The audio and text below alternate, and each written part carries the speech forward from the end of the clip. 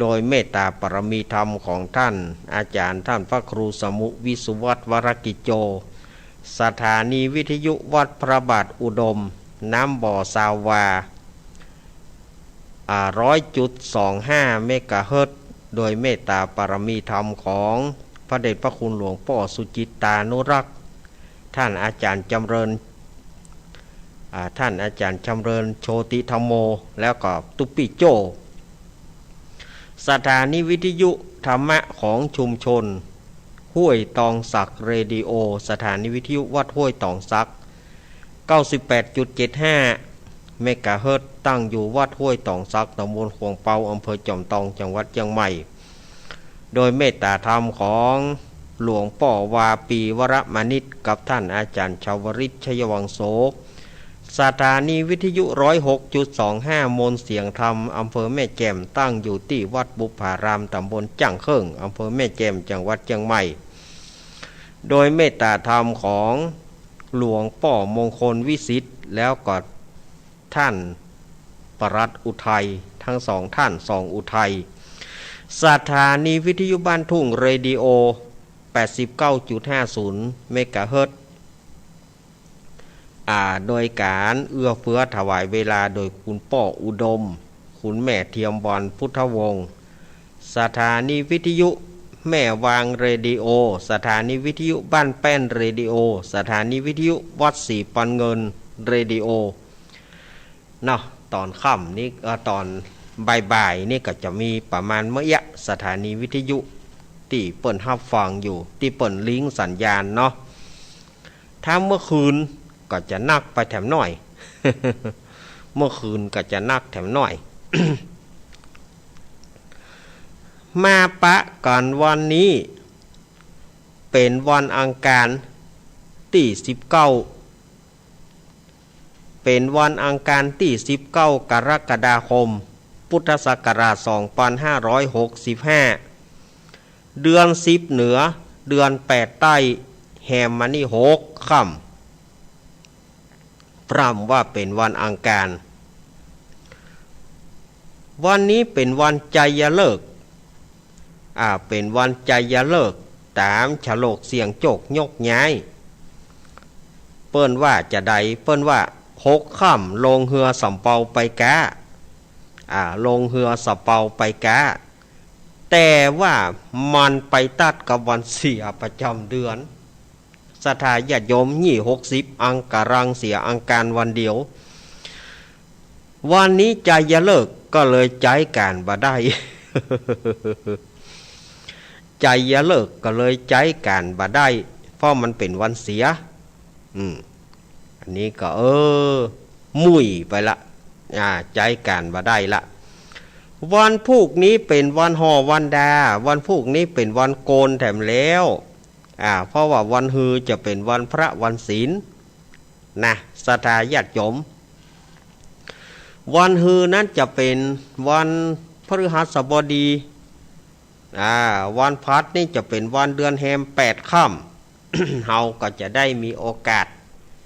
ไปอาบน้ำฟังธรรมกันที่วัดที่วากาฟังธรรมะสัญจรการถด่วนขบวนพิเศษกาในช่วงพรรษาเนี่ยเปิ้นก็จะได้จัดสรรให้กับศรัทธาญาติโยมทั้งหลายเมื่อมาปะกันแล้ววันนี้อาตมาภาพก็บ่ได้ตั้งตั๋วอีเตอะเพราะว่ามันด่วนหน่อยอาตมาก็บ่ได้เอาหยังมาสักอย่าง ว่าจะมาเตะทำก็บ่ได้เอาหยังมาวันนี้นะเพราะว่ามาด่วนเนาะฝั่งมาก็ลวดเข้ามามาจ๋าวันนี้ก็มาส่งเจตัวตั้งใจจะมาส่งเจแล้วเฮาก็เลยบอกปิกละเอกพอเฮาปิกไปแล้วมื้อเฮาจะปิกมาแถมก็เลยมานั่งอยู่นี่หลวงลุงเพิ่นก็ว่าในเมื่อนั่งอยู่นี่ก็มาแทนหลวงลุงกำ วันนี้ก็ต่างเจ้าหน้าที่โรงพยาบาลโดยหล่อเปิ้นก็มา ขอรายการขอจัดรายการสักช่วงหนึ่งตะกี้เปิ้นก็เข้ามาห่วมจัดรายการช่วงบ่าย2 ถึง 2 โมงครึ่งตะกี้โดยรายการของป้อน้อยหนุ่มผาจ้อป้อน้อยหนุ่มผาจ้อเปิ้นก็ว่าดีเลี้ยวป้อน้อยเปิ้นก็ถ้าว่าเปิ้นก็มอบเวลาให้กับเจ้าหน้าที่คุณหมอจากโรงพยาบาลเปิ้นก็มาอู้สาระต่างๆเนาะแล้วก็พอช่วง2 โมงครึ่งก็ไปช่วงของป้อน้อยหนุ่มผาจ้อเปิ้นจนถึง3 โมงบ่าย3 โมงก็เป็นรายการของอาตมาภาพได้มานั่งอู้นั่งจ่าศรัทธาญาติโยมอากาศร้อนเนาะศรัทธาญาติโยมตังนอกตังป่างนี่นะอากาศร้อนมันจะได้เนาะอากาศร้อนก็ขอเป็นกำลังใจที่เปิ้นเก็บบะลำยงบะลำใหญ่เป็นกำลังใจญาติโยมทุกท่านทุกฝ่ายเนอะที่เปิ้นเก็บบะลำยงลำใหญ่วันนี้นะก็เฮาบ่ต้องฮ้อนอกฮ้อนใจเนาะศรัทธาญาติโยมมันถูกนะอาจารย์ถูกก็ขายตามถูกเนาะศรัทธาญาติโยมใหญ่ใดมันดีเหลือมันบ่ได้ขายดีเหลือมันจะเน่า ถูกก็ขายแป้งก็ขายศรัทธาญาติโยมใหญ่ใดมันบ่อั้นมันก็จะเน่าเนาะเมื่อมาปะกันแล้วอาตมาภาพก็จะได้นำเอาสาระต่างๆเอามาอู้ให้ฟังนี่ศรัทธาญาติโยมเปิ้นก็ถามมาว่าท่านอาจารย์เคยนำเอาเรื่องเจ้ากรรมนายเวรมาอู้เรื่องการกวดน้ำแต่ภาคหลังนี่ท่านอาจารย์ยังบอกอู้อย่าว่าหายแซบไปคือเหตุที่ว่าอาตมาบอกอู้บางท่านก็จะรำคาญบางท่านเปิ้นก็บ่ชอบเปิ้นก็บ่ชอบแต่บางพ่องเปิ้นก็บอกว่าบ่ได้ฟังมาเมินละขอท่านอาจารย์ย้อนเอามาอู้สักคำล้อเรื่องถวายเรื่องกวดน้ำหาเจ้ากรรมนายเวรเนี่ยจะได้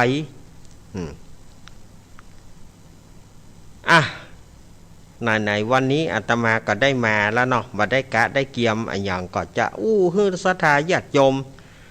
ได้ฟังกันว่าคำว่าเจ้ากรรมนายเวรเนี่ยมันมีหลายชนิดหลายอย่างหลายประการเจ้ากรรมนายเวรที่ศรัทธาญาติโยมได้ตานกันนักตานกันหนาอันใดก็ถวายตานเจ้ากรรมนายเวรถวายตานเจ้ากรรมนายเวรมันตึงติดสองศรัทธาญาติโยมเปิดเขียนติดสองนะญาติโยมเขียนติดสองนะถวายเจ้ากรรมนายเวร แต่จะเป็นความหมายอย่างนั้นเปิ้นก็บางท่านบางคนเปิ้นก็บ่ฮู้เปิ้นก็ว่าเจ้ากรรมนายเวรนั่นนะตานไปเตอะบางทีเขาถามว่าโยมตานหาผายตานไปเตอะท่านเจ้ากรรมนายเวรเจ้าเวรนายกรรมอย่างหัวตานไปเตอะแล้วเขาจะว่าใดโยมบ่ได้เจาะจง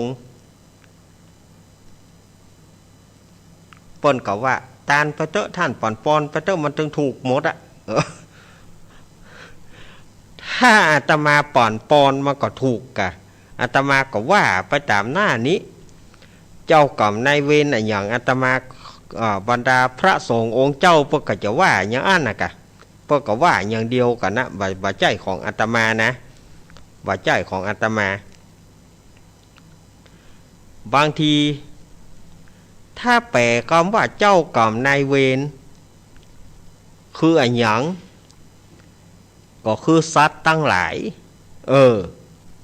ก็คือสัตว์ตั้งหลายที่เฮาได้ย่ำยีตีฆ่าเขา ในอดีตหรือว่าปัจจุบันเจ้ากรรมนายเวรมันก็ถือว่าเป็นเจ้ากรรมนายเวรที่เฮาได้ฆ่าเขามาได้ย่ำยีตีฆ่าเขาเพื่อเอาเป็นอาหารเพื่ออันยังเพื่อว่ามันมากวนมาคุยพืชพัก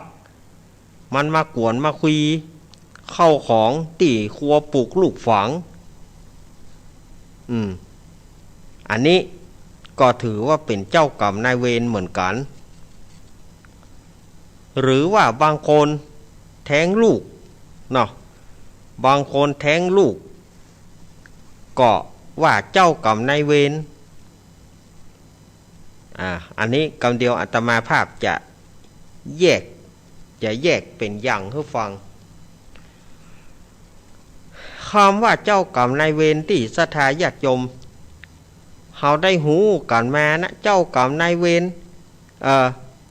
แล้วคนที่มันบัถูกกันเป็นเจ้ากรรมนายเวรก็อันนั้นก็แม่นเหมือนกันนะบางทีจับใส่คนที่มันบัถูกกันหันนายกตีกัน หันนายกระด่ากัน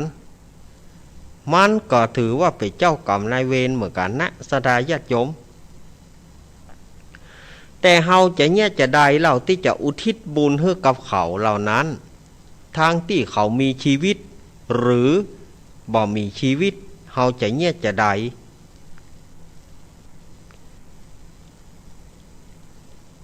เฮาจะเนี่ยจะได้ก็ต้องอโหสคอกวดน้ำไหมตาลให้เขากวดน้ำไหมตาลข้อสมัยก่อนๆนี่เฮาอาจจะไปเอา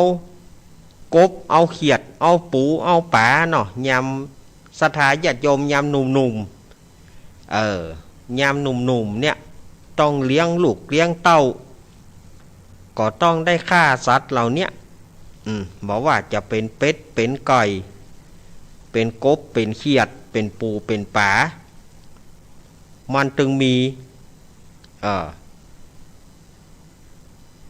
ที่ว่าจำเป็นต้องเลี้ยงอัตราชีวิตเพื่อรอดไป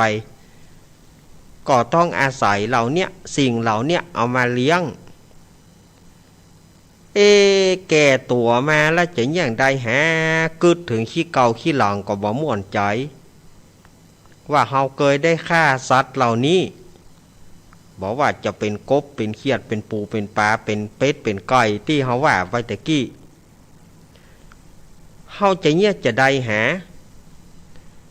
ก็กวดนะศรัทธาญาติโยมว่าตามโวหารเฮาไป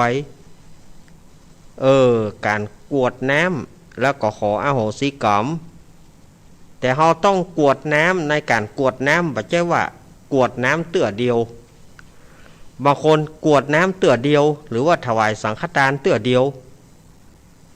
มันจะหายแต่มันไม่ได้หายนะศรัทธาญาติโยมต้องกวดน้ำเป็นประจำต้องทำเริงทำเป็นสม่ำเสมอในการกวดน้ำเจ้ากรรมนายเวรอันใดบ่ฮู้เฮาใจหูเฮาได้ฆ่าอย่างไปพ้องในอดีตเฮาได้ฆ่าอย่างไปพ้องชาติอดีตเฮาก็บ่ฮู้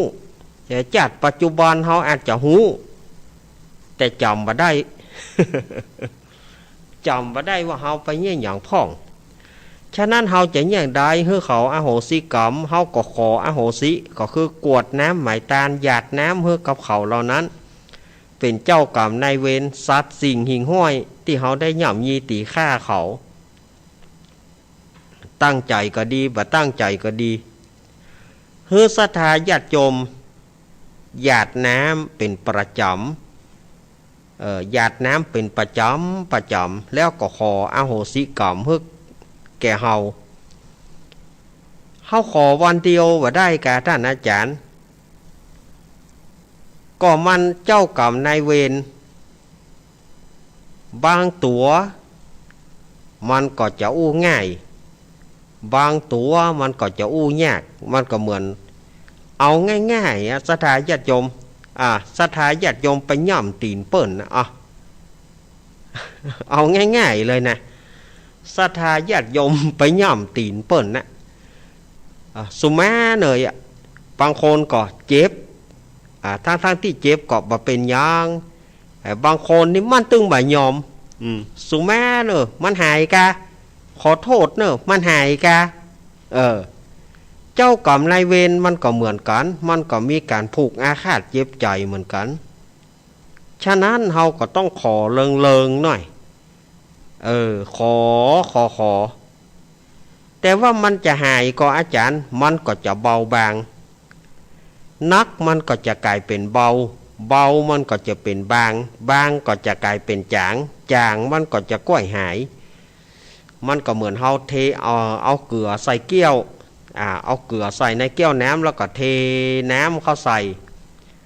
นะมันก็จะเจือจางไปถามว่ากรรมนี่มันหายก็มันบ่หายแต่ว่ามันก็จะทุเลาเบาบางจากนักมันก็จะเป็นเบาไปฉะนั้นเฮาก็ขอมันหน่อยขอเลิงขอเพิ่นอโหสิกรรมเพื่อแก่เฮาคือจัดก่อนเฮาบ่ฮู้จัดนี้เฮาอาจจะฮู้ว่าเฮาได้ยินอย่างไปพ้องเฮาก็ขอมันเจ้ากรรมนายเวรบางชนิดมันก็อู้ง่ายบางชนิดมันก็อู้ยากเพราะว่ามันก็มีการพยาบาทมันก็ผูกอาฆาตความเจ็บใจฉะนั้นเขาก็ขอติ๊ก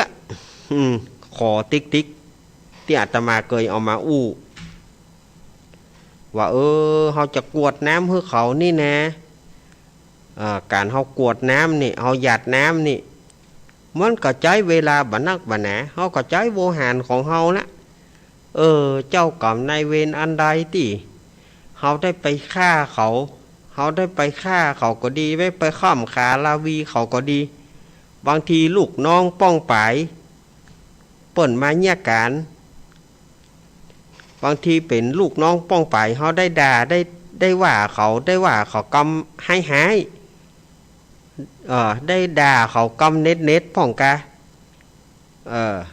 บางทีถึงกับได้ลงไม้ลงมือกะอันเนี้ยเขาก็ถือว่าเป็นเจ้ากรรมนายเวรเขาก็กวดน้ำเพื่อเขาเหียถ้าเขามีก็ขอให้เขาได้บุญเขามีความสุขใจถ้าเขาบ่มีก็ขอให้เขาไปสู่ภพหน้าแล้วก็อโหสิกรรมให้แก่หมู่เฮาทั้งหลายอย่างนี้ก็คือเรื่องของเจ้ากรรมนายเวรที่อาตมาได้นำเอามาอู้ให้กับศรัทธาญาติโยมเมินละอาตมาบ่ได้เอามาอู้ศรัทธาญาติโยมเปิ้นก็โทรบางทีเปิ้นเปิ้นก็ถามมาว่าท่านอาจารย์ภาคนี้อย่างบอกอู้เรื่องนี้คือถ้าอาตมาอู้ไปบางท่านบางคนเปิ้นก็บ่ชอบบางท่านบางคนเปิ้นก็ว่าไปเอาเรื่องอันนี้มาอู้ความจริงเฮาหาอู้ถูกของเฮานะเฮาหาอู้ให้เปิ้นนะแต่ว่าเปิ้นบ่เข้าใจบางทีเปิ้นก็ว่ามันไร้สาระนะท่านอาจารย์เจ้ากรรมนายเวรนี่นะมันจะมีก็เจ้าบ่จะไปเคยตีไผเจ้าเคยไปมีเจ้ากรรมนายเวรที่ไหนผมบ่เคยมีเจ้ากรรมนายเวรที่ไหนบางทีเราไปฆ่าสัตว์ฆ่าสิ่งอย่างที่อาตมาว่าแต่แกเราเนี่ยก็เป็นเจ้ากรรมนายเวรของเราเฮือศรัทธาญาติโยมกรวดน้ำไปหยาดน้ำไปนะหยาดน้ำไปติ๊ก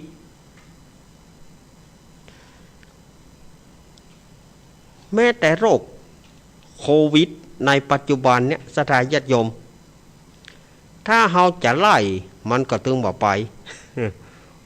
โควิดก็ถือว่าเป็นเจ้ากรรมนายเวรที่ติดตามชาวโลกเราโรคโควิดเนี่ยมันก็เป็นเจ้ากรรมนายเวรที่ติดตามชาวโลกของเราบ่ใจว่าติดตามเฉพาะคนไทยติดตามเฉพาะภาคเหนือติดตามเฉพาะภาคอีสานติดตามเฉพาะภาคใต้บ่ใจมันถือว่าติดตามคนทั้งโลก แล้วเราจะไล่มันได้อย่างไรท่านอาจารย์มันไล่ยากเพราะว่ามันเป็นของบาหานตัวมันเป็นโรคภัยที่มันเป็นของบาหานตัวแล้วเราจะอย่างใดเราก็ควรกรวดน้ำหยาดน้ำอุทิศบุญไปให้เขาเจ้าตัวโควิดแล้วนี่นะถ้าเขาไล่มันแหล่งหายเขาลองใจเย็นๆกับมันหยาดน้ำให้มันอาตมาว่าน่าจะดีใช่ไหมหยาดน้ำไปให้มันขอให้มันอโหสิกรรมให้แก่เฮาอาตมาว่าน่าจะดี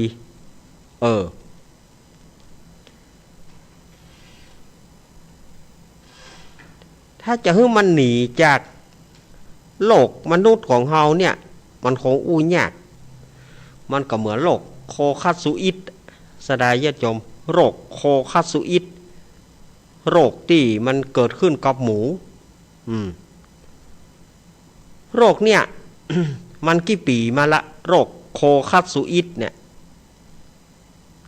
ได้ไป10 ปีมาละเกือบ20 ปีให้ได้ก้ามันบ่เคยหายจากเมืองมนุษย์เมื่อใดเฮากินอาหารสุกๆดิบๆกินลาบกินลู่เข้าไปกำเดียวได้เรื่องละเป็นหูดับเพราะว่าโรคหูดับ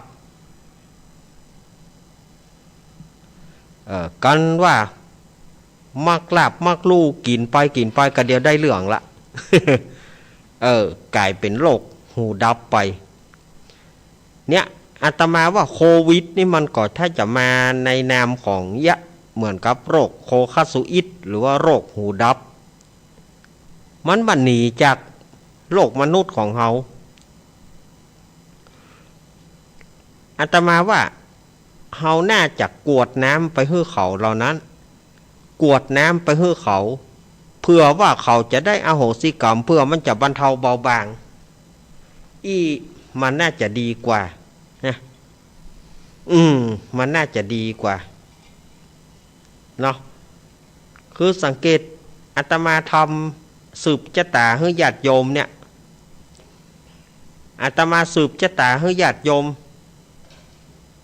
มก็ขอน้ำมนต์อาตมาก็สืบชะตามาได้กี่ปีละ2 ปีปลายแล้วก็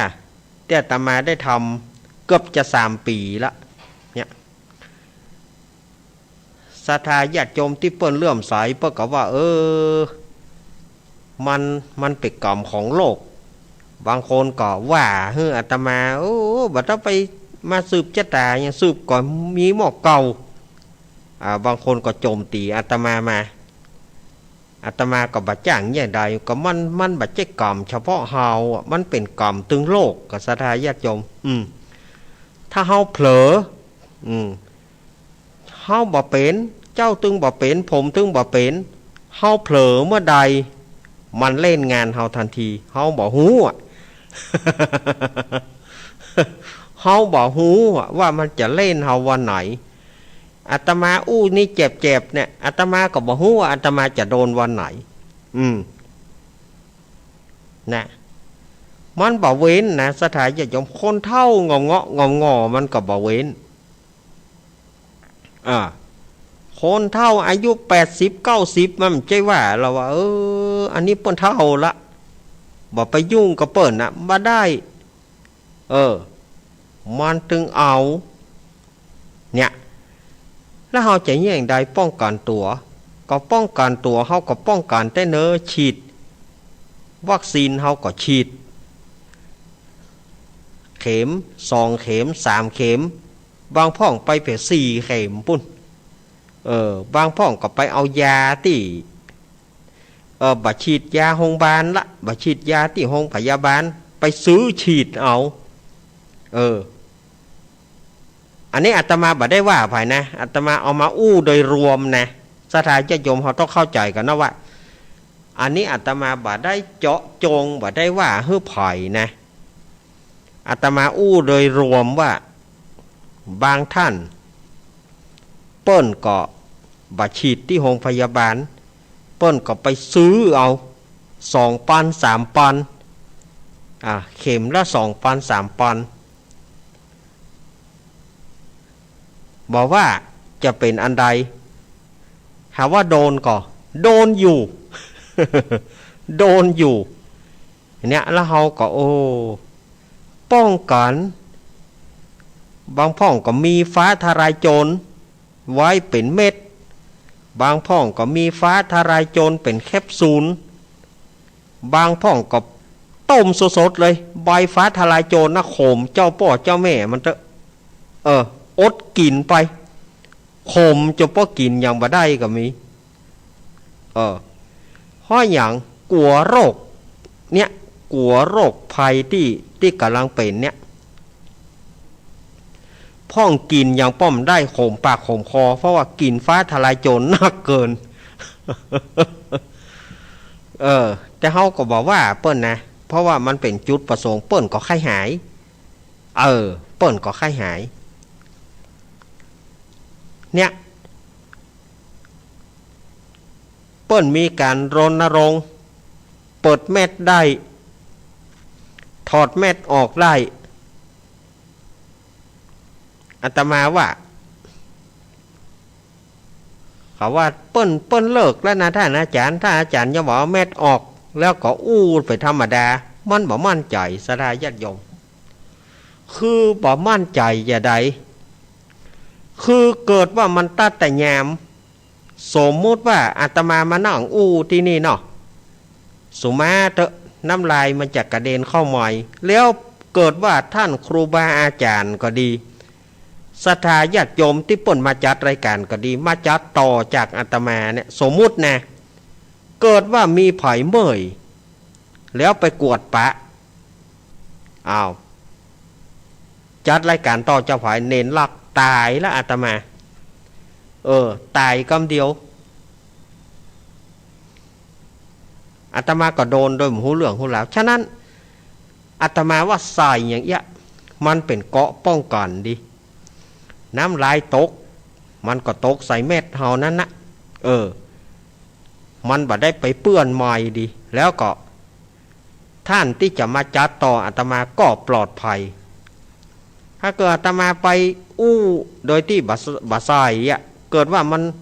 อย่างใดอย่างหนึ่งเคาะแหมยามหายเปิ้นไปจัดแล้วเกิดเปิ้นล้มป่วยบ่สบายแล้วไปกวดปะเชื้อโควิดอีเนาะสุมาเตอะต่อจากไผเน้นลักตายคนที่ตายก็คือไผอาตมาในตายคำเดียวชนะอาตมาว่าใส่อย่างนี้ดีกว่าจังมันจะโออาอย่างกับเจ้ามันเตอะมันบ่ใช่ว่าความปลอดภัยของเฮาแล้วก็ความปลอดภัยของศรัทธาญาติโยมความปลอดภัยของครูบาอาจารย์ดีกว่าฉะนั้นอาตมาจึงบ่ยอมถอดถ้ามาจัดอาตมาก็ต้องใจอย่างเงี้ยใส่ขอบปากใส่เม็ดเนี่ยมันเลี้ยวอกเลี้ยวใจดีเฮาได้อู้เฮาก็อู้ได้เต็มกำแต่ก่อนมันก็อาจอึดอัดหน่อยแต่ก่อนมันก็อึดอัดเมื่อใหม่ๆมันถึงอู้ว่าม่วนก็มันถึงม่วนแต่พอเฮาเกยเข้าเฮาก็บ่อยากจะทิ้งมันเนี่ยเมาะ แต่ก่อนนี่เฮาอยากทิ้งนะเมื่อใดเพื่อจะประกาศเอาออกเฮาจะเอาออกเลยแต่เฮามากึดภายหลังมาเอาออกก็เกิดข้อหามยามหายเปิ้นมาจัดต่อจากเฮาก็ดีเปิ้นมาใจที่สถานีก็ดีเกิดว่าอย่าได้นึ่งมากระโดนต้านเฮามันก็ม่วนมันก็เป็นกาบาปติดตัวทั้งแต่ที่เฮาก็บ่ได้ตั้งใจเฮาก็บ่ฮู้ฉะนั้นเฮาอย่างเนี่ยอาตมาว่าดีอาตมาขออู้อย่างเงี้ยมันจะอุดอู้นะกับเจ้ามันสบายใจกว่าเนาะอันนี้ก็นอกเรื่องไปถ้าอู้ถึงเจ้ากรรมนายเวรอย่างนี้นะเขาจะไปลืมว่าเอาบุญ ขอบุญกุศลเนี่ยไปให้โควิดโดยแล้วก็ขออโหสิกรรมจากโควิดโดยอาตมาว่าอย่างอี้น่าจะดีนะให้มันบรรเทาเบาบางเนาะก็แห่ถอดแมสออกเนี่ยศรัทธาญาติโยมรณรงค์ถอดแมสออกบัดเดี๋ยวนี้เริ่มมาแถมละศรัทธาญาติโยมต้องระวังต้องระวังแถมละบัดเดี๋ยวนี้นะเนี่ยได้ข่าวบอลอนพรแพนโคนเป็นหั่นเป็นนี่มาแถมละบอกมันออกอากาศเนี่ยศรัทธาญาติโยมมาแถมละบัดเดี๋ยวนี้ได้ข่าวว่ามาแถมละศรัทธาญาติโยมก็ป้องกันภัยป้องกันมันเนอภัยมีฟ้าทลายโจรก็กินไปภัยมียาพาราก็กินไปแต่ก็จะไปกินเกินเนอะจะไปกินเกินถ้าเอาหูว่าผู้ซึกบ่ม่วนเขาก็กินไปหรือว่าเขาจะก่อนไปเตื้อก่อนไปเนาะ ฉะนั้นเขาก็ขอเอาโหสิกรรมจากเขาเรื่องของเจ้ากรรมนายเวร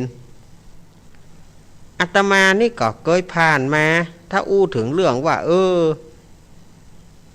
บางทีเขาตั้งใจบางทีเขาก็บ่ตั้งใจ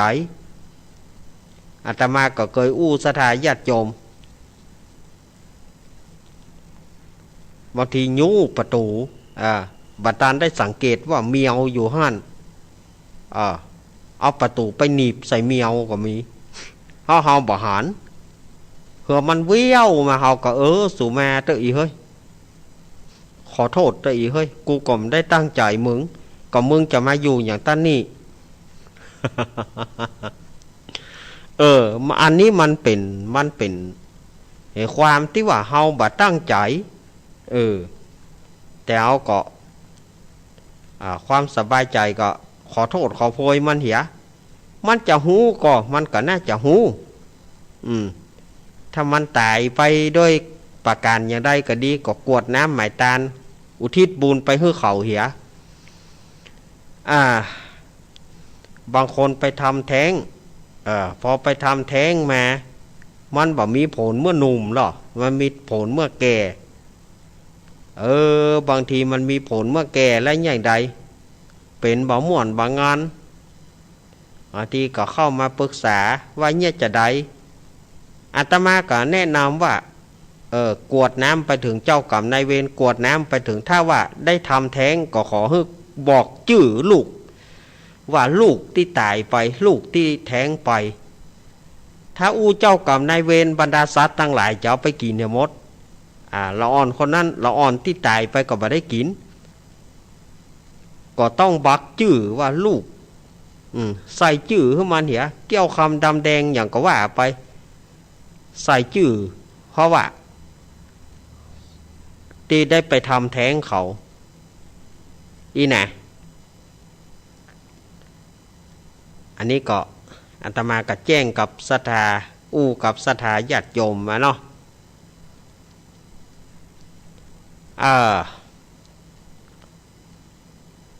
วันนั้นอาตมาก็ได้มีโอกาสได้มานั่งกับศรัทธาญาติโยมได้มามาจ่าออกวิทยุที่ว่าศรัทธาญาติโยมถามว่าเฮาภาวนาในช่วงภาษาเนี่ยอีแม่ไปไหนก็บ่ได้นะอีป่อไปไหนก็บ่ได้นะอย่างใดอยากจะภาวนาเพราะว่าติดตังติดเตียงนอนอยู่ห้านะอยากจะภาวนาเหมือนที่อาจารย์ว่าก็ได้นะกัศรัทธาญาติโยมก็ระลึกใจเอากะนึกใจพูดโทหายใจเข้าพูดหายใจออกโทหั่นเฮาบ่ต้องลมหายใจเฮาบ่ต้องเอาไปว่างเปล่าเนาะหายใจเข้าพูดหายใจออกโทวันละตะใดเริ่มต้นจากวันละ1 นาทีเอาเริ่มฝึกก่อนฝึก1 นาทีก่อน1 นาทีสีจะม่วนก็ต่อไปแหละต่อไป2 นาที3 นาทีแต่ละวันเขาได้เท่าใดแล้วอีแม่เขาเตียวได้อยู่หรอแม่เขาเตียวได้ก็ทำไปกะ ทำไปอย่างที่อาตมาว่าทำไปถ้าไปวัดได้ก็ไปถ้าไปทำบุญถ้าไปภาวนาอย่างที่วัดได้ก็ไปภาวนาที่วัดแต่ถ้าว่ามันไปบ่ได้มันสูดเดี๋ยวห้านะมันเสี่ยงที่ว่ามันไปบ่ได้ก็เอาที่บ้านนั่นนะเอาที่บ้านนั่นนะพุทโธพุทโธอยู่ที่บ้านนอนอยู่ห้านก็ได้นอนเนี่ยพาว่านอนไปเลยพาว่านอนไปเลยพุทโธไปแต่ใดจังมั่นก็มันรับไปท่านอาจารย์รับแต่ใดจังมันรับก็รับไปเขาบอกว่ากันละ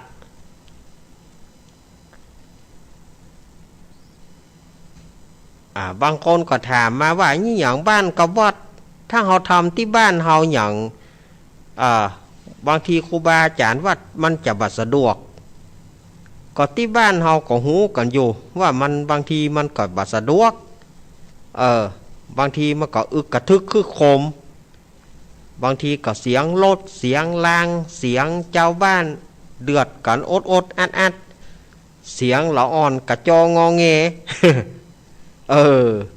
เสียงเปิดวิทยุเสียงเปิดเพลงเสียงหมาไล่คบกันเสียงคนเดือดกันมันอันนี้บ่ได้ที่เปิ้นว่ามันบัดสะดวกก็เพราะว่าอย่างมันบัดสะดวกก็เพราะอันเนี้ยมันบ่ค่อยสงบอีบ่ได้อย่างอื่นมันก็บ่มีอย่างแต่มันจะบ่ค่อยสงบก็เพราะว่าเรื่องอึกกระทึกทางบ้านเนี่ยบางทีละอ่อนให้กระจองอแงบางทีลูกหลานเฮาลูกหลานเปิ้นบางทีจะบ่ออกมาเน้อก็จะบ่ออกมาจะบ่ออกมาเน้อก็รำคาญ ออกมาเน้อก็เสียสมาธิเฮาก็มันต้องทำใจสำหรับญาติโยมที่เปิ้นไปวัดบ่ได้มันก็ต้องทำใจหน่อยจะไปโซนกับมันแต่ถ้าคนใดที่ใจควักไขว่หาบ่ม่วนฮะเฮามีโอกาสก็ไปทำที่วัดปุ่นมันสบายดีถ้าเฮาไปมันได้ก็จำเป็นที่บ้านนั่นนะใหญ่แม่เขาอีป่อเขาติดตั้งติดเตียงเนาะติดตั้งติดเตียงไปไหนก็บ่ได้ละไหนก็ลำบากก็พุทโธอยู่ที่บ้านนั่นนะถึงแม้ว่ามันจะฝืนใจหน่อยมันจะฝืนใจหน่อยก็ต้องอดทนเอาใหญ่ๆมันต้องอดทนเอา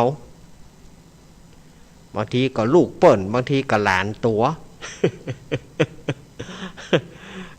มันต้องมีหรอเนาะ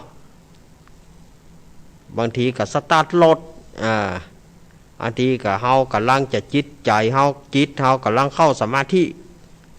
ปูทบแปลงต่อรถดังบ่ดังเถอะบอน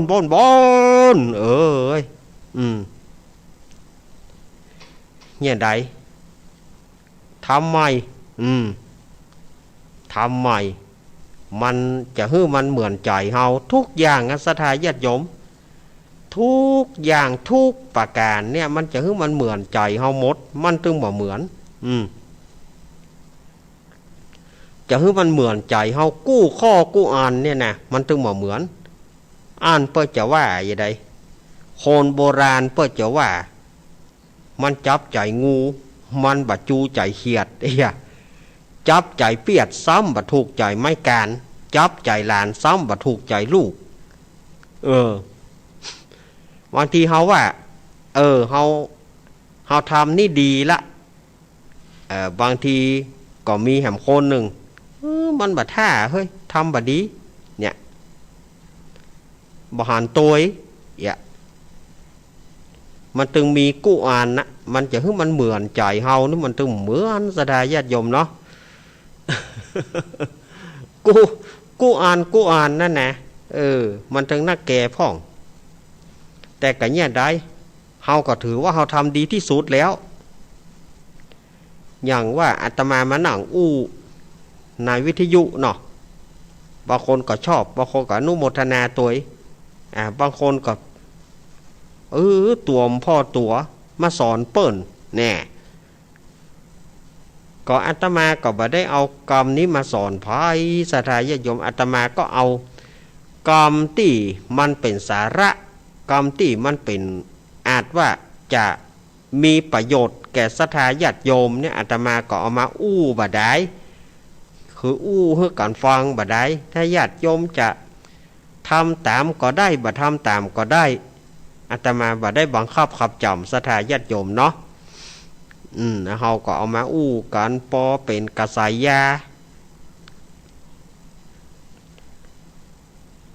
แล้วก็ศรัทธาญาติโยมเปิ้นกระถามมาแถมเปิ้นถามเมินมาละอาตมาอู้เรื่องเฮือนไม้บัว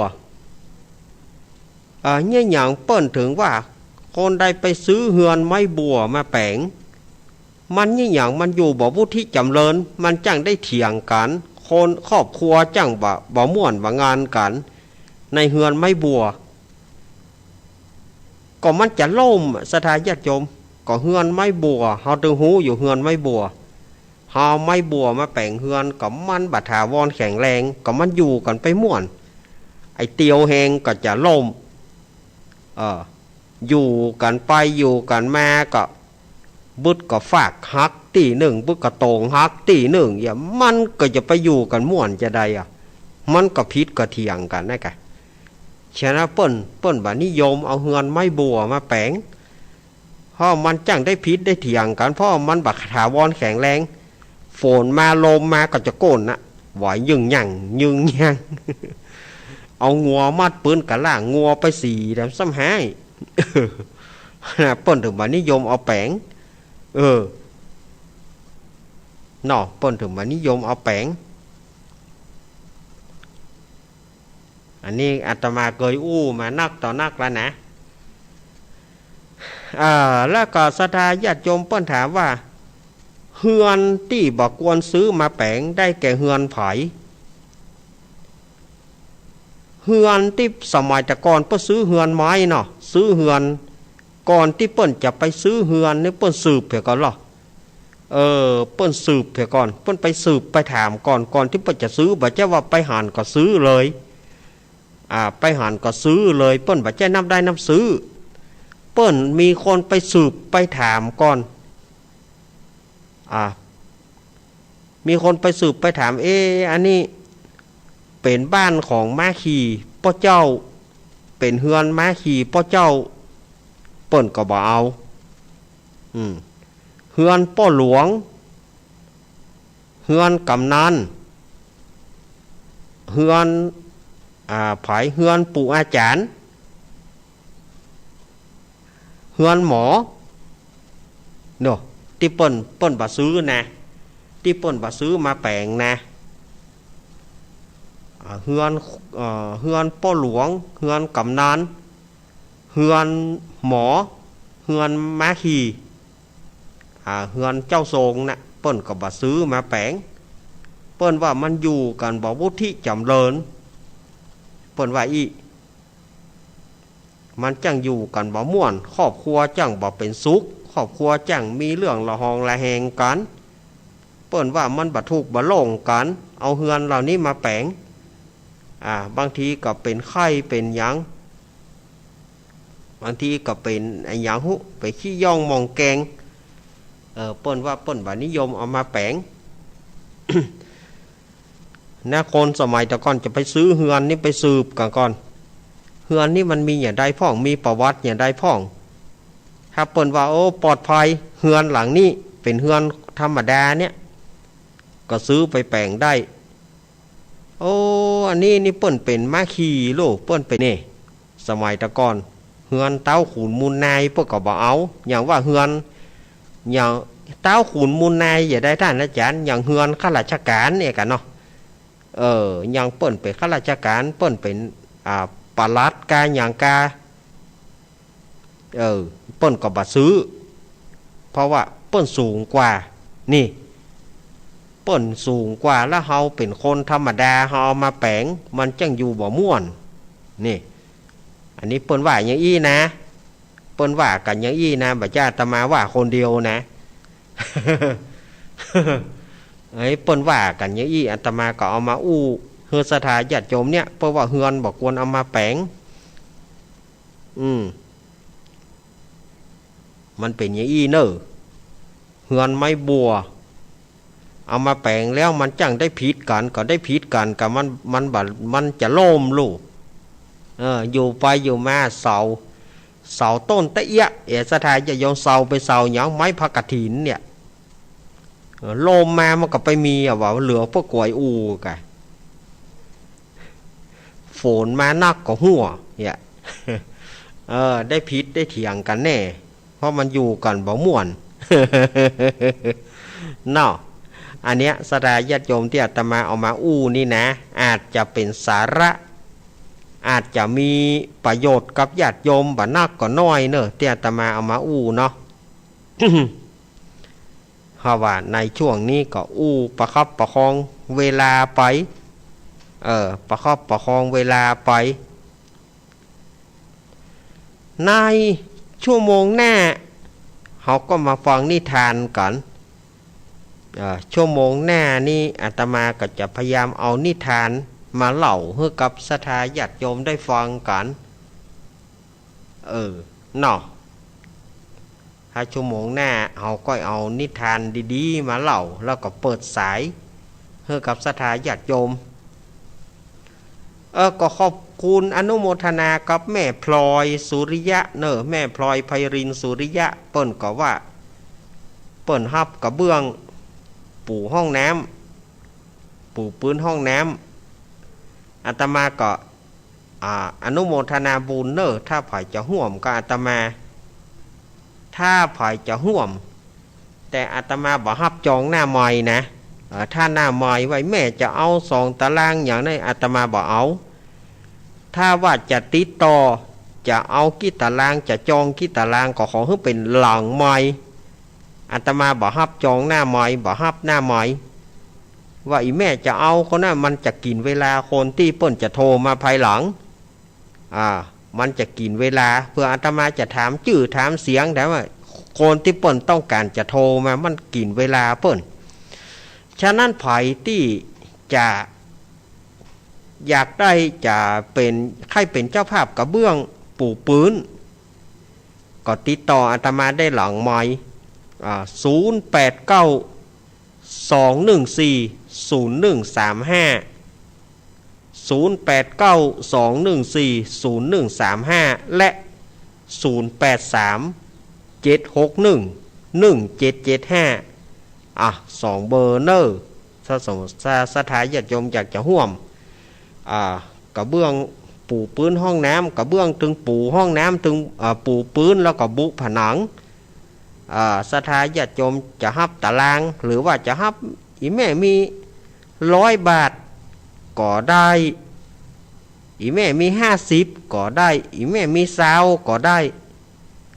มีเท่าใดก็ทำบุญไปต้าอันอาตมาบอกว่า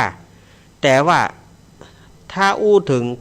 ตารางเมตรหรือว่ากลองน่ะมันเป็นตกกลองละ300ตารางเมตรละ300อีแม่4 คนแม่เข้ากองก็ได้เหรอ5 คนเข้ากองก็ได้เหรอ5 คนก็ได้เม็ดหนึ่งเนี่ยคนละน้อยคนละน้อยอันนี้ถ้าไผจะฮับไผอยากอันนี้ต้องตามใจศรัทธาญาติโยมนะถ้าว่าอยากจะร่วมกับอาตมานะถ้าอยากจะร่วมแต่อาตมาบอกฮับที่ว่า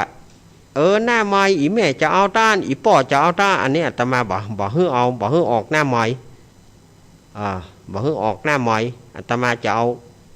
ถ้าว่าจะได้ก็จองกับที่หลังไม้ก็แล้วกันจองที่หลังไม้เนาะถ้าว่าอยากจะได้กระเบื้องอยากจะห่วมปูพื้นอยากจะห่วมทำบุญกับกันนี่นะ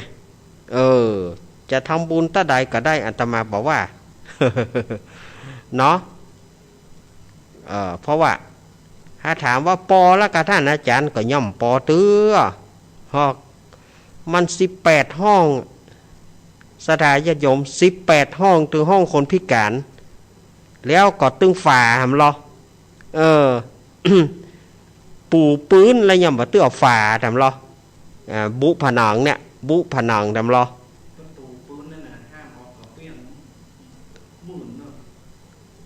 พอเขาปูแล้วบุผนังละเนี่ยมันก็ยังมีแหมหลายประการอยู่แต่ชักโครกการอย่างการเนี่ยเปิ้นก็ถามว่าอาตมาจะฮับอาตมาจะฮึดศรัทธาฮับบ่อยก็อาตมาหันว่ามันนักล่ำไปถ้าชักโครกก็ตกอยู่2-3 ปอนด์เนาะมันนักศรัทธาญาติโยมแล้วไปอาตมาก็อยากจะฮึดศรัทธาญาติโยมทำบุญหมอกปอม่วนหมอกปอม่วนปองานเนี่ยหมอก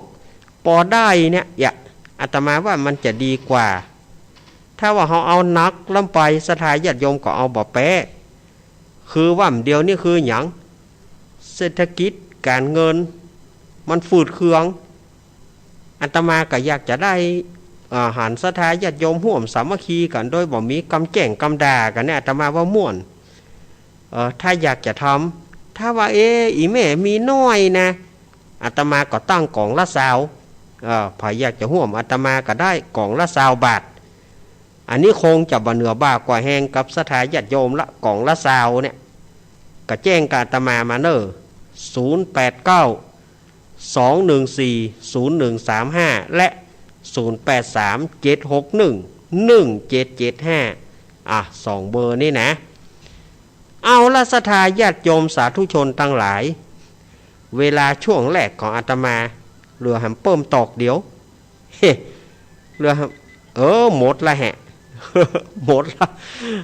เวลาช่วงแรกหมดไปเหรอละอาตมาพักยกกำเดียวช่วง4 โมงก้อยมาปะกันใหม่เนอช่วงนี้อาตมาขอพักกำเดียวเนอขอเจริญพร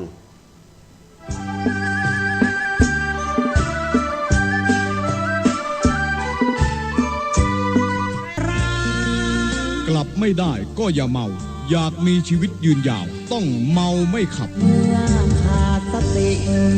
อย่ารีเดี๋ยวจะสะดุ้งเสียเลือดให้อยู่เมาฝ่าไปยุ่งกับแม่การดื่มสุราทำให้สมรรถนะในการขับขี่ลดลงอุบัติภัยจนเครียดกินเหล้าจนเครียดกินเหล้าจนเครียดกินเหล้าจนเครียดกินเหล้าจนเครียดกินเหล้าก็เลยยิ่งจนเครียดกินเหล้าจนเครียดกินเหล้าจนเครียดกินเหล้าจนเครียดกินเหล้าจนเครียดกินเหล้าก็เลยยิ่งก็เลิกสิเหล้าจนเลิกเหล้าเลิกจนเริ่มต้นเข้าพรรษานี้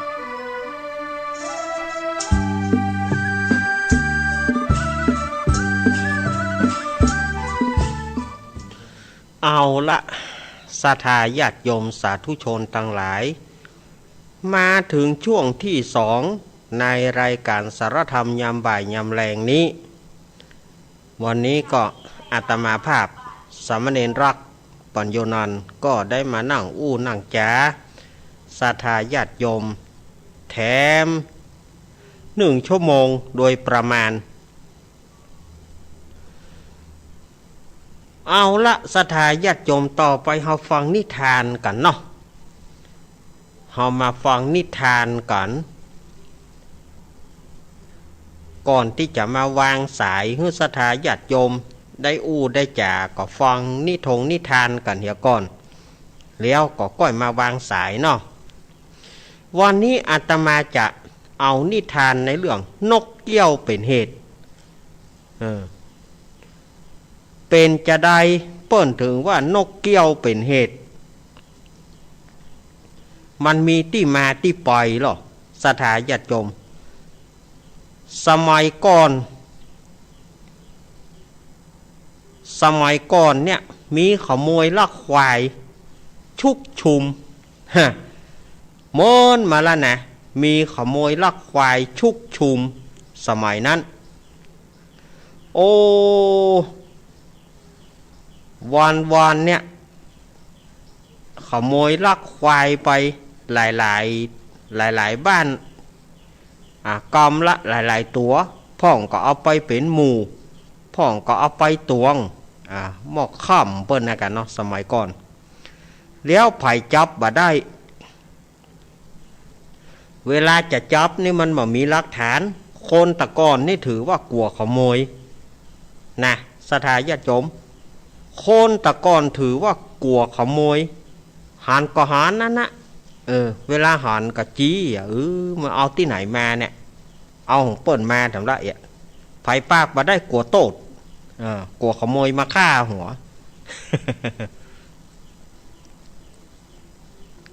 เรื่องงัวควายหายในสถาญาติโยมสมัยก่อนอาตมายังเป็นละอ่อนนะก็ได้ยินกะลกโป๊กโป๊กโป๊กเมื่อคืนนะถ้าได้ยินตีกะลกล่องขนุนนะตีกะลกโตยขนุนนะเอาละห้องภายหายยำล่ะกะเดียวมาแล้วเปล่ากันแล้วช่วยกันซ้อหางัวกำช่วยกันซ้อหาควายกำกะลกโป๊กโป๊กโป๊กเอาละงัวไผ่หายควายไผ่หายมั้งล่ะ เตือกก็ไปได้เตือกก็ไปได้กันหนังมันเตือกก็ได้ก็เข่ามันสมัยก่อนไม่ไปอี้หรอเตือกก็ได้ตัวมาก็ได้ไปตัวมาปตรม่วนอกม่วนใจโตชายโยโหห้องกันได้ไปตัวมาก็ไปได้กันหนังมันเหียได้ก็เข่ามันเหียก็เสียใจให้ปิกมาเหียไอ้เจ้ามันนะอย่างเรื่องนี้ก็เหมือนกันสถาญาติโยมเรื่องที่อาตมาจะเล่านี่นะนกเกี้ยวเป็นเหตุนี่นะสมัยนั้นมีการลักงัวลักควายก็เกิดขึ้นลักควายเกิดขึ้นลักควายแล้วก็เอาไปฆ่าตำตีต่างๆอันนี้ก็พ่อใจคนหนึ่งเอาควายไว้ที่บ้านมัดควายไว้เป็นอย่างแต่พอเมื่อคืนปรากฏว่าหมู่ขโมยไปหันเข้าใส่หมู่ขโมยไปเซาะไปลักควายไปปะเข้าใส่ซ้ำมาเอาควายแสนหูเปิ้นเอาควายแสนหูควายนี่มันแกว่นไถนาควายตัวเนี้ยมันไถนาได้ดีเจ้ามันฮักขนาดเมื่อคืนมาเขามาลัก เขามาลักเฮ้ยไอ้ขโมยก็อู้กันล่ะอย่าทำเสียงดังเว้ยจะไปทำเสียงดังเนอะฮั่นควายมันนอนฮั่นกึ่งดึงฮั่นเอาควายตัวนี้มีลักษณะแงมลักไปอีกขโมยก็เข้าไปลักขโมยปลากันเข้าไปลักสังเกตแล้วเจ้ามันบ่ลูกแม้ขโมยก็เลยปลากันไล่ควายลูกควายมันก็ลูกมันพอบ่ใจเจ้ามันลูกละแม่เฮ้ยมากับพี่เสียดีๆมากับพี่เสียดีๆแม่ควายมันก็บัดเจ้ามันก็ส่งเสียงฮ้องควายเนาะควายมันก็ส่งเสียงฮ้องว้าเฮ้ยมึงจะไปเดือดไหมเร็วไหมไปว้า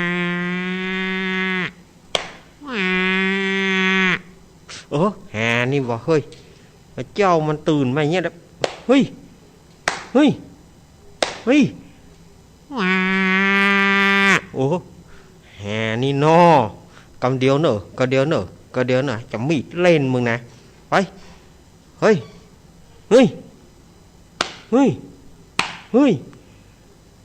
ไอ้ขึ้นขี่เหรอคนขึ้นขี่เหรอคนฟาดเหรอคนเอาเลยขึ้นขี่เลยเฮ้ยว้าแหนี่นอกระเดียวเนอะมึงอย่ามีดลิ้วมึงนะกระเดียว เจ้ามันก็บ่ตื่นกว่าหมอนี่ก็รับลึงแตะรับลึงว่าควายห้องจะเพราะว่าใจจะขาดไม่ว่าเจ้านายช่วยด้วยอีเนาะเปิ่นมาลักข้าปอยอีเนาะเจ้ามันอย่ามาตื่นควายห้องแตะห้องว่ามันก็มันตื่นกว่ารับลึงแต่ลึงว่านี่เฮ้ยเฮ้ยเฮ้ยเฮ้ยเฮ้ยว้าว้าโอ้หานี่เนาะกระเดียวเนอะกระเดียวเนอะเอาบ่ะได้มานี่กลางต้นไม้นี่กลางกับต้นไม้นี่อยากห้องนักกะว้าห้องกะ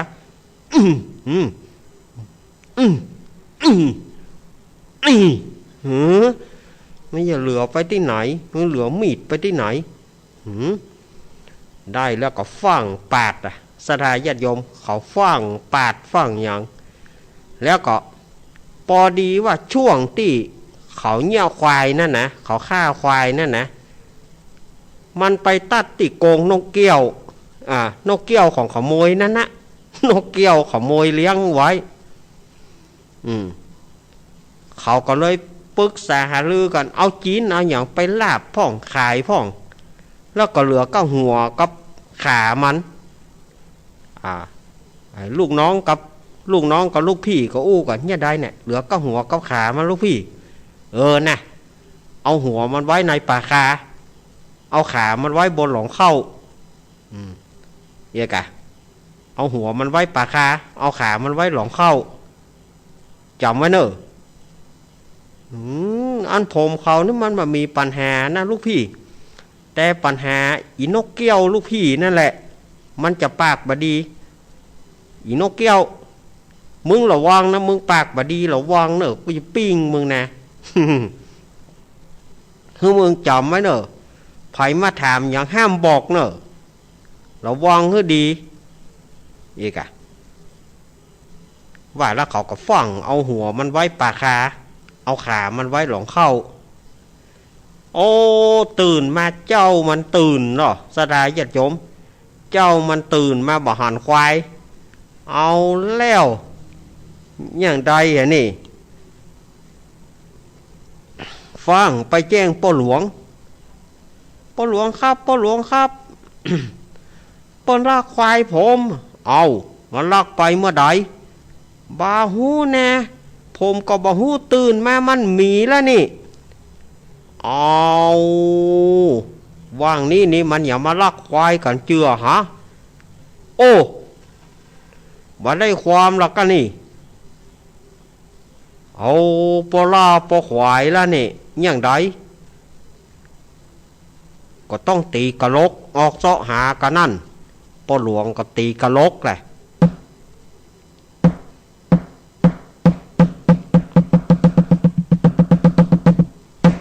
หันพ่อหลวงตีกระลกทำแล้วของไฟหายทำแล้วนั่นนะเจ้าบ้านได้ยินเสียงกระลกแล้วแต่ก่อนมันมีเครื่องตามสายเนาะตีกระลกโป๊กแล้วก็เอาแล้วของไฟหายทำมาพ่อหลวงเนี่ยถามก็ว่าของคนนั้นคนนี้กับปลากับไปเซาะไปตามห้อยตีนควายนั่นนะสดายญาติโยม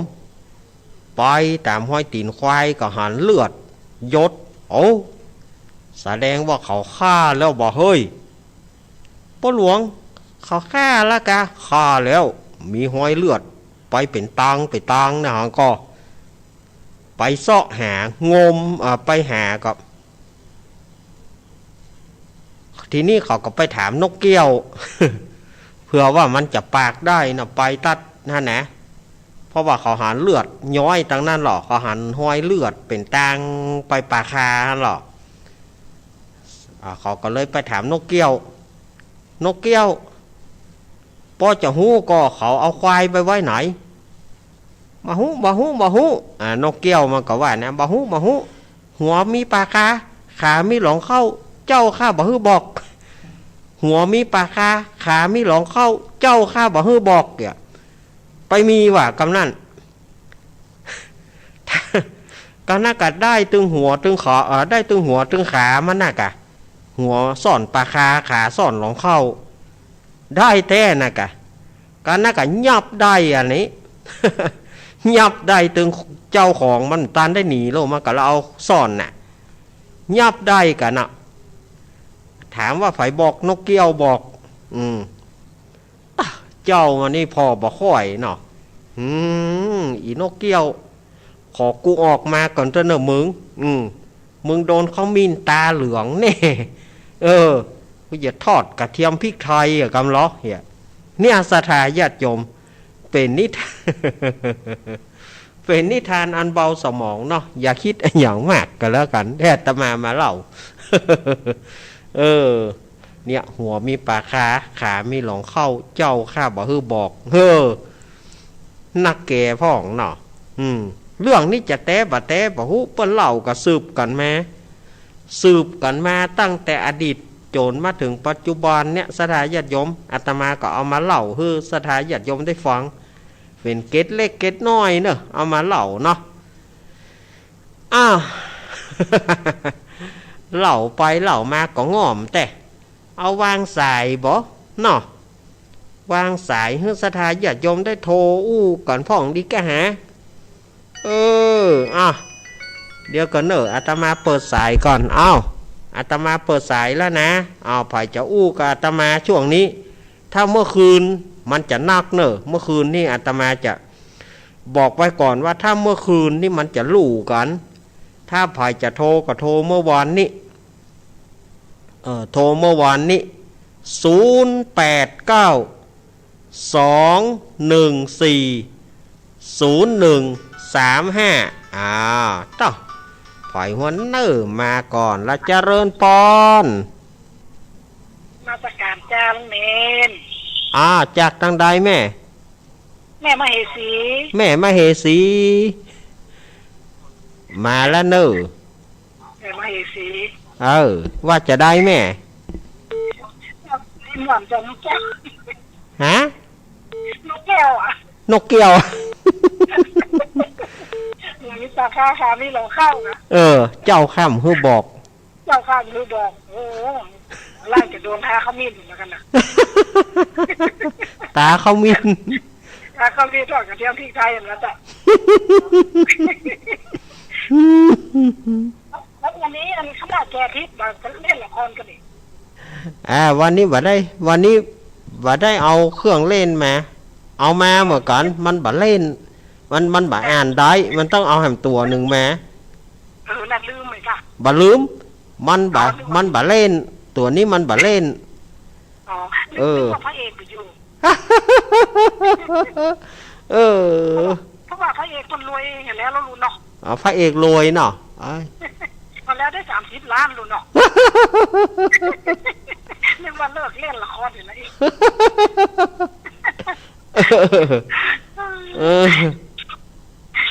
กันหมดแล้วเราลูกเนาะน่ากะกันหมดมันต้องไปเครียดมันเนาะน่ากะต้องเครียดหมดวันนี้ลูกมาแตนค่ะลูกมาแตนเปิ้นแม่มวยแทนหนึ่งละครับก็เดียวแหมบื้นก่อนเนอะแหมบื้นเป็นรายการเฮาแต้ๆนะมวยแทนเนาะแหมบื้นนี่มวยแตะเนี่ยแยบไปก่อนถ้าฝนตกก็ลูกบ่มีแล้วแม่มันอย่างเดียวกันนะฮอนแต่ฮอนบากเหรอฮอนแน่ปีนี้ปีนึงมันหนอฮอนแต่ฮอนบากน่ะได้ลูกสบายดีมั้ยลูกเนาะสบายดีแม่สบายดีครับดีแล้วเขาบอกสุขภาพนี่ลูกเด้อครับทอนบึ้ดเอาบ่ครับเดี๋ยวถ้าพระเอกมาวันใดเขาก็เล่นละครเนาะน่ากะเนาะ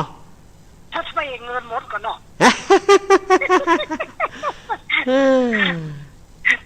จ้านมัสการลูกยินดีเนอะรักษาสุขภาพนะลุงเนอะครับอายุวันโนไก่ทุกหรือยังเด้อยินดีเด้อครับแม่มเหสีแม่สนมแต่เปิ้นบอกว่าชื่อเปิ้นแม่มเหสีอีเนอะบอกเอาละสนมเจริญปอนการลุงเนนครับฟังอยู่ที่เล่าฟังแม่สมพัดเนาะอันนี้แม่ย่อยสันทรายเนาะเมื่อวัน ดีแล้วรับดีแล้วไปจากเจ้าของมันน่ะได้ได้ตาย โอ้เพื่อเอาควายไปบ่มหูอ่ะ คอยห้องอย่างไรก็แล้วแต่ตื่นเนาะ น่ากะล้อมไปรู้แต่ ฟังใจให้เจ้า ครับ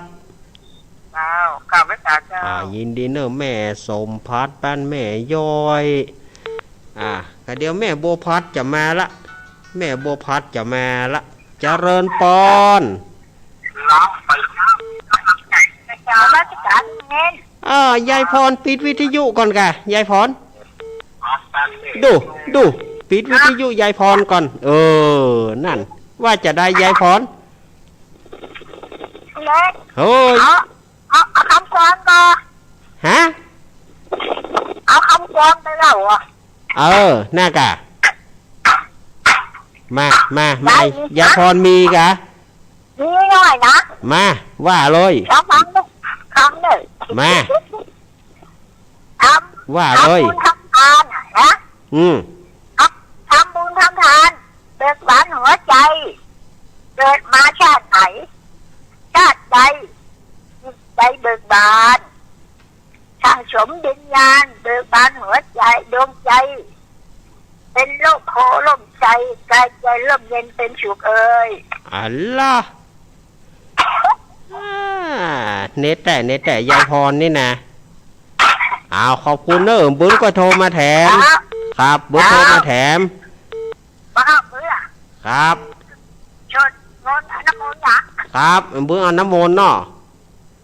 ได้เลยยายพรบุญก็ปากันเนาะยินดียายพรมาละยายพร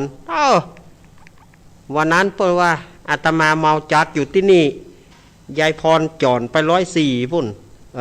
ตายเพลง3-4 รอบว่ะปีใหม่ว่า อย่าเรินปอนแม่สีท่อนเจ้า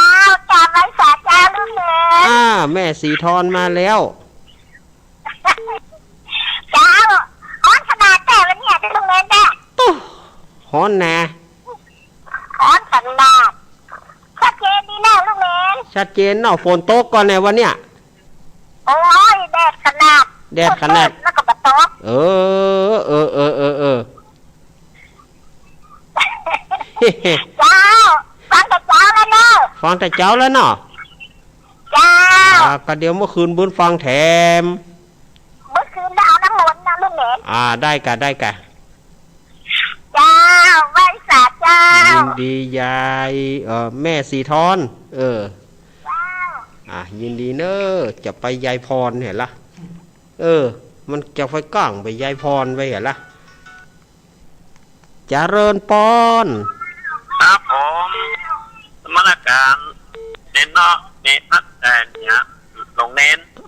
ว่าจะได้หาจากทางใดครับผมจากกันลุงนิดเตียนอยู่สมการนะกะที่ไปถึงเม็ดลุงลุงนิดชัยประการพูดถึงเจ้ากรรมในเวรนี่มันมีนักเนาะมันมีนักนะอธิบายนี่แต่นี่วันค่ำเป็นวันค่ำมันบาดจบนะตัดไม้ทำลายป่าอย่างนี้เป็นเจ้ากรรมในเวรขนาดมันถึงแม่นหมดแม่นหมด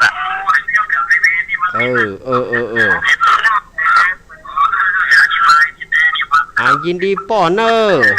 ครับผมนมัสการเนอป้อเนอสมาเตครับป้อเปิ้นปะปิดวิทยุทีนี้มันก็ไปหวานกันมาเนี้ยใบอย่าง0892140135ศรัทธาญาติโยมจะอยู่ทางสวนลำไยโทรมาก็ได้เนอะเจริญปอน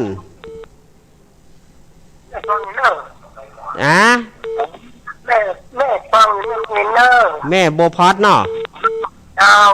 แม่โบพัดกุลานมาละเน้นตัวแค่ขาเหนียวเข้านะคะได้ก็ได้ก็เดินมันยับอยู่ดีก็มันไปตัดโกงนกเกี้ยวเนาะวันนั้นแม่ไปอยากจะเปิดลูกน้องเป้น่าเสียดายบ่ได้ไปกับเปิ้นแม่เหยแต่แม่ลูกเน้นวันนี้ก็ฮ้อนกันนะฮ้อนเนาะฮ้อนบนประตู น่ะมันถึงฮ้อนพ่องนะ อาจารย์นโมเนี่ยก็กำลังใจเนอะ ครับ สักดีขนาดเนี่ยสมันบัตรดมนะครับบืนก้อยเอาน้ำมนต์เนาะ ยินดีแม่บัวพัดเนอแม่บัวพัดกุลันนี่แยกออกได้ละเมื่อก่อนนี่เขาจังลืมว่าได้กับแม่สมพัดหรือว่ามันแม่บัวพัดได้ละเดี๋ยวนี้แยกออกละหูละยินดียินดีแม่เนอแม่บัวพัดกุลันต้นซ่านแม่ศูนย์น้อยอำเภอฝางเจริญปอนกราบภาษาเมนจ้าโอ้แม่พรมาแล้วโอ้ติดหลายเตือละลุดไปลึกใจเจ้าโอ้ตะโกะมันตั้งได้ดูเจ้านิทานนี้จัดมนเนาะก็ละกันเนี่ยเจ้าบรรดาควายห้องก็ยังตื่นเนี่ยมันรับเลยซ้ำเลยเนาะน่ากะว่าน่ากะโอ้อันขโมยนี่มันเลี้ยงนกแก้วไว้ติดคุ้นอ่ะบอกคือเป็นวัดแล้วเนาะบอกผมว่ากะบอกอยู่มาค้าอยู่สองเท่าโอ้วันดีจ้าครับจ้าคือกำลังใจลูกเนเตอร์ขอบคุณแม่พรเนอร์จ้ากลับภาษาจ้าขอบคุณแม่พรเนอร์แม่พรป่าเศร้ามาแล้วยายพรร้องงัวแดงมาแล้วพอเปิ้นต้องติดกันมาหรอเจริญปอนภาษาลุงเล่นอันนี้พ่อหลวงวินครับฟังอยู่เนอะพ่อหลวงวินฟังอยู่ครับกำลังใจเนอะครับรับได้โทมาเป็นย่างพ่อหลวงมันบัดตันงูกับหญิงแหละหญิงเมื่อคืนซ้ำเน็ตกะหญิงเมื่อคืนซ้ำเน็ตกะฟังตลอดนั่นแหละครับมันตันงูเทวดา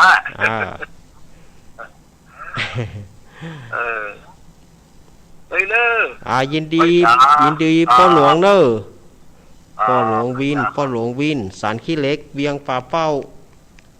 0892140135ถ้าบอกเบอร์สถาญาติโยมก็บอกฮู้ถ้าบอกเบอร์นักบางพ่องเปิกกระจังเจริญปอน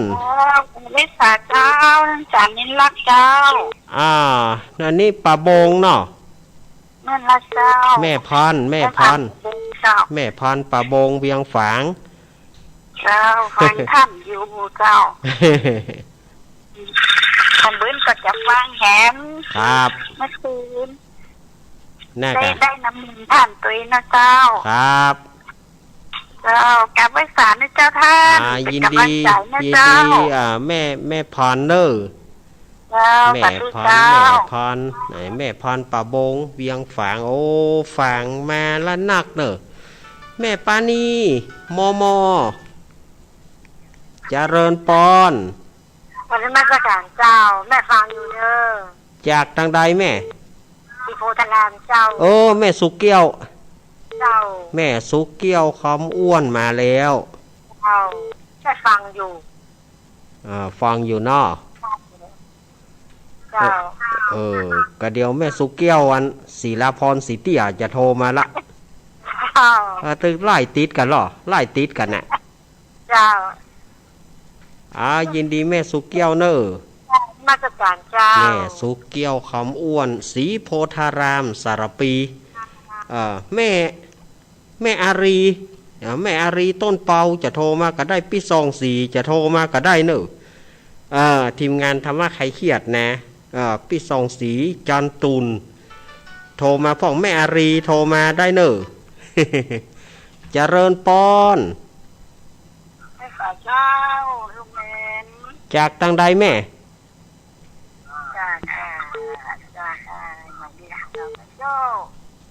ตาโจกแม่หมอแม่โจหน้าหมอแม่โจเนาะแม่โจ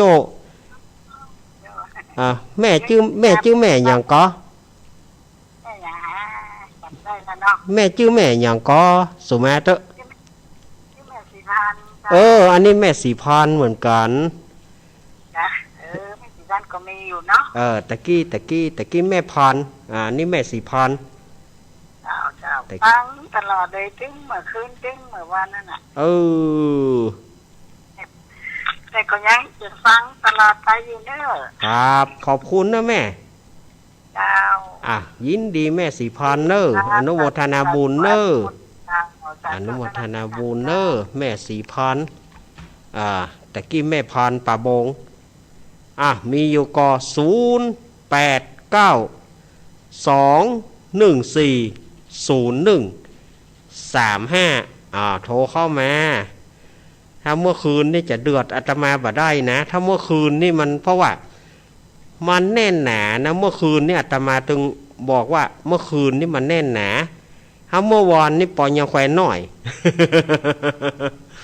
เมื่อคืนนี่ผ่าจะโคตรอาตมาบ่ได้บางคนโคตรอาตมาว่าอาตมาหักเบื้องหย่ำแคมว่ะเจริญปอนแรกเมื่อคืนนะโอ้บัดตันเปิ่นก่อนหน้ายี่แน่นแน็กก่อนหน้ากาแม่จันสมเดี๋ยวเหนือเจ้าอันนี้แม่จันสมกะเจ้ามาละแม่จันสมมันนี่จักมาละควายตัวนี้โดนฆ่าแสบเสียงมันขนาดเนอะโอ้ยแสดงหนังแสดงละครหนังได้จัดดีหน่อยนะเขากลัวเขามาลักกองเหมือนเสียงอะไรยังก็เหมือนแม่จันสมได้หันตัวซ่องหายกะได้หันตัวซ่องหายกะโคตรบางงามบดีหันกำเสียนะแล้วไอ้มาฝังก็หันมาสักกำก็ไปโดนกักตัวเฮียกะโดนกักตัวไปโดนกักตัวซ่องวันไหนวันนั้นพอดีว่ะฮะระวังฟังเนอะเดี๋ยวนี้นามารุนแรงขนาดละนะ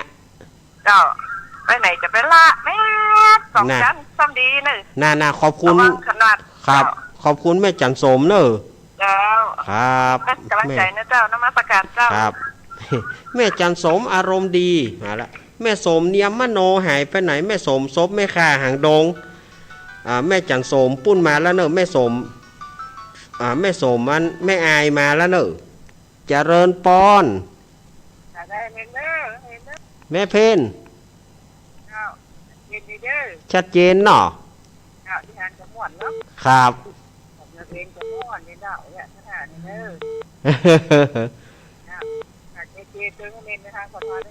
ครับขอบคุณแม่เพนครับแม่เพนแม่พรแม่สีพรดูนักหนาป้านนะที่โทรมาหาตามานี่นะเจริญปอนบ้านฝาลุงเล่นป่อบุญมีมาแล้วป่อบุญมีเมินละน่าก็จับเบอร์มาได้นะจดเบอร์ดิน่ากล้าป่อบุญมีหายแซบอ่ะน่ากล้า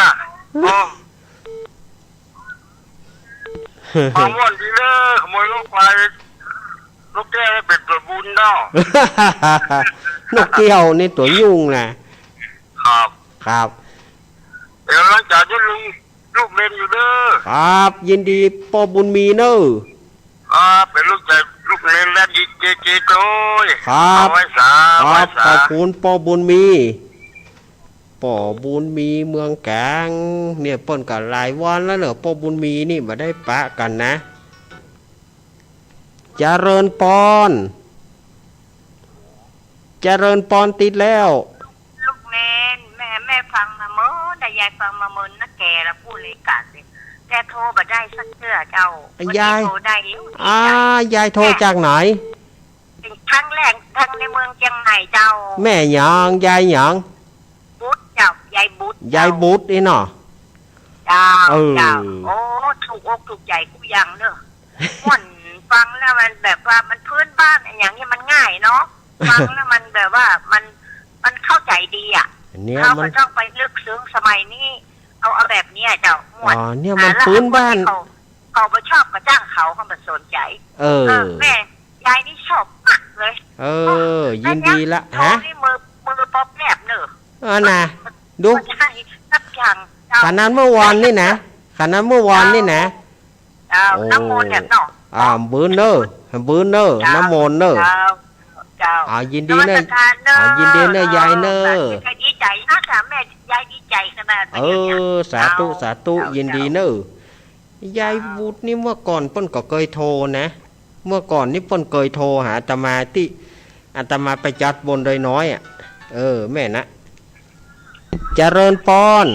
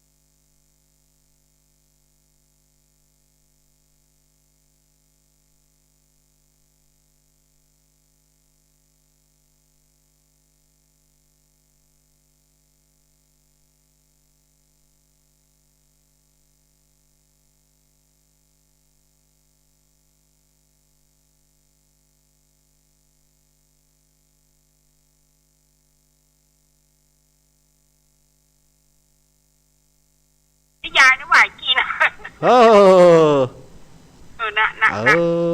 อยินดีแม่จันหอมเนอะเจ้าไหวสาเนอะชื่อเหมือนกันถ้ามาเป็นแบบเดียวกันนะหม้อแม่ปานีตาตุ่มกับแม่ปานีฝางชื่อเหมือนเดียวกันถ้ามาเป็นอันเดียวกันเอาเนาะเอาไปกำลังใจถึงสองแม่ปานีเนอะแม่ปานีตาตุ่มแล้วก็แม่ปานีมอแม่แมวขี้เล็กไปกำลังใจหายโวยๆนะแม่เนอะเจริญปอน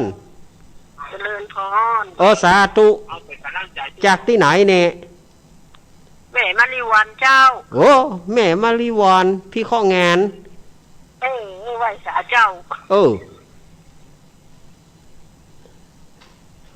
ไปจะได้หาแม่มาริวันน่ะสบายผมได้ไปเจอเปิ่งสักคำน่ะมันก็เขาจะไปกับมันมีที่คัดที่เครื่องอย่างโหแน่แต่น่ะไม่ได้ไปสักคำนะน้องสาวได้ไปกะจ่ายนี่ตึกโยมละพิงคันน่ะมาชวนแม่เหมือนกันแต่แม่ไม่ได้ไปไปเลยน้องสาวไปแทนแม่เนี่ยจ่ายนี่ตึกกันนะจ่ายนี่ตึกอ่ะจ่ายตึกอะแม่เฮ้ยวันที่17นี่ถึงคำสิงหาถ้ามีคัดข้องจะไปอยู่น่ะกะฝนตกก่อนนะแม่ตกฮ้อนขนาดฮ้อนขนาดเนาะฮ้อนแต่นะฮ้อนยินดีอีแม่มาริวันเนอะเจ้ายินดีเนอะแม่มาริวันพี่ข้องานบ้านขายนอกอีกอะเปิดหนังเล่นมาเจริญปอนเฮาก็สวัสดีกันเนาะก็เปิ้นก็โทรเปิ้นก็โทรจัดมันเปิ้นก็เมื่อใดก็ไหว้สานั่นน่ะเปิ้นมาวันนี้เปิ้นมารูปแบบใหม่เนอะแม่มาริวันมีอยู่ก็214 0135ยายพรดีแล้วเนอะเจเช็คละ104ดีเรียบร้อยแล้วยายพรยายพรแล้วใจเหรอยายพรบัดแล้วใจเหมาะดีแล้วเนอะยายพรร้องงัวแดงสั่นกำแพงเชียงใหม่ยายพรนี่ม่วนนะครับวิทยุบดีนี่กุลีกุจอวิทยุดีนี่ดักวิทย์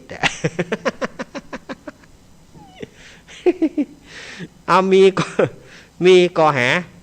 0892140135แต่กี้นี้หลู่กันโลถ้าเมื่อคืนนี่จะว่าอันตมาบ่ได้นะถ้าเมื่อคืนนี่จะว่าท่านฮักเบื้องย่ำแคมจะไปว่ากันเนอะเพราะเมื่อคืนนี่มันแน่นหนาอัตมาก็ตึงมาจ้างจะว่าอย่าใดฮับคนหนึ่งก็ย่างคนหนึ่งอาตมาจะเปิด2 เบอร์ก็ยุ่งเหมาะบึดอันหนึ่งดังอาตมาก็บ่สามารถจะเอาได้เหมาะขนาดเบอร์เดียวเนี่ย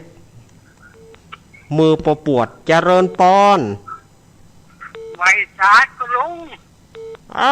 จากทางได้อนุสรณ์ขี่เข้ามาปอนานเจยครับนานเจยนั้นเจย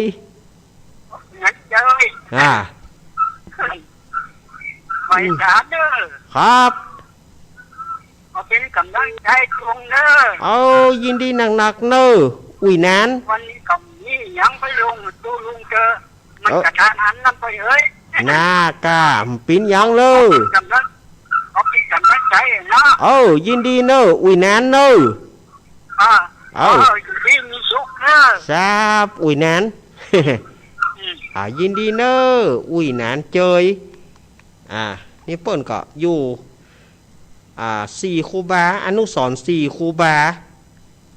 ปุ่นอากาพระบาทตากผ้าบ่กันเนาะอนุสรณ์4 ครูบาพระบาทตากผ้าเนาะหนานเจยอายุเปิ้นพอจะ90แล้วนะอายุเปิ้นพอจะ90ละแต่เปิ้นก็โทรศัพท์ได้เก่งอยู่นะนานนี่ มีก็หา0892140135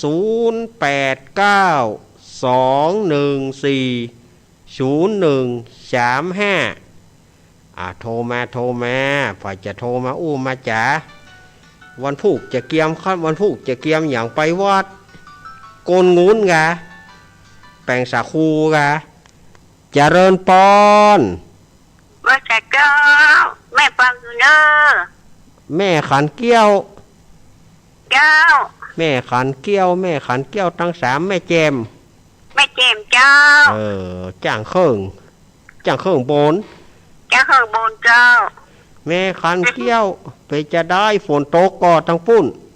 ฝนมาตกเจ้ามาตกเนาะตกเลยฮ้อนบ่ฮ้อนนี่เนาะเจ้าแม่ฟังเด้อเป็นกำลังใจให้เด้อยินดีเนอะแม่ขันเกี้ยวเนอะเจ้ายินดีเฮาเคยไปอยู่อาตมาไปซุปลอ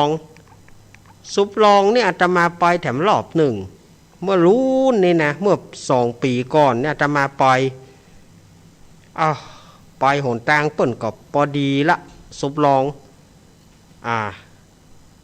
ข้ามสะพานไปถึงเปิ้นว่าตู้เจ้าบ่มีอาตมาตั้งใจจะไปตานเตียนนะเปิ้นว่าตู้เจ้าบ่มีปีกถ้าจะไปก็ได้ตู้เจ้าบ่มีประเดี๋ยวไทยได้ตู้เจ้าแล้วก็หาซุปลองนะวัดซุปลองถ้าจะได้ตู้เจ้าละตู้เจ้าบ่มีเจริญปอนปีกถ้าจะไปก็ได้กระเดียวกะปิดวิทยุก่อนเจ้าตั้งได้นิดแม่บัวลอยคนตะลุกบ้านสารหวานเด้อแม่บัวลอยเนาะตะลุกบ้านสารเจ้าฟังตึงมันฟังกู้รายการเนาะเนาะเจ้าวันนี้น้องควายหายแต่เกี้ยแต่กูเตือนมันโทรมาได้มันมาตานเปิ้นแก่มันกดบ่ได้เจ้าโทรมาตานเพื่อนเสื้อถ้าโทรได้จะโทรไปแทนยินดีแม่บัวลอยเนอะจ้ายินดีเนอะแม่บัวลอยตาลุกบ้านสารเนี่ยตำบลเดียวกันสดายญาติโยมตำบลหนองล่องตาลุกบ้านสารตาลุกบ้านสารนี่เป็นตำบลเดียวกับอาตมานะถ้าตาลุกวังปานปุ้นตาลุกลายปูนนี่อันนี้ไปเขตเชียงใหม่มันมี2ตาลุกตาลุกวังปานตาลุกบ้านสารถ้าตาลุกบ้านสารนี่เป็นตำบลหนองล่องท่านอาจารย์เกี้ยวท่านอาจารย์สวิทท่านอาจารย์เกี้ยวเปิ้นจะได้ไปฮับกะตั้งเนาะเจริญปอนลงเขาช่องรอบเนี่ยปนนั้นเลยปนนั้นว่าจะฮื้อปนนั้นอนุสรณ์มันอยู่ไม่แรงพี่เนอะไม่แรงเนาะอยู่ก็งามพี่อ่านนะเฮาก่อมหู้อยู่ฝาแพงพี่แพงพี่เนอะยินดีอุ่ยนานเนอะยินดีอุ่ยนานเนอะอนุสรณ์สีครูบานี่แปลว่ามันอยู่บาดใจอยู่พระบาทตากผ้าอยู่ป่าแพ่งอยู่แม่แรงหุ่นเฮาก็งงอุ้ยหนานสุมาเตอะ เฮาก็นึกว่าบนดอยเคือวะเฮาเข้าใจว่าอันนะลูกเข้าใจว่าบนดอยเคือปุ่นแปลว่าบาดใจอนุสรณ์นี่อยู่กุ้นตังแม่แรงปุ่น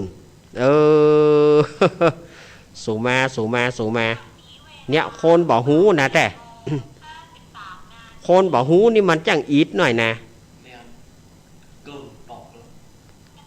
ก็เดี๋ยวจำเวลาเหลือแหมน้อยเดียวมาแหมสักสายมีก็แหมสักสายหนึ่งแหมสักสายหนึ่งเนอะแหมสักสายเดียวอาตมาจะพักละเจริญปอนไม่สายจะเรียนแล้วครับผม ไอเอกเนาะ ครับผม ไอเอกว่าจะได้พอเนี้ยฝนตกปล่อยๆไปเนอะอ๋อน่ะตกมันนักหนา บ่นักเนาะพอดแป๊ดยังยิงอยู่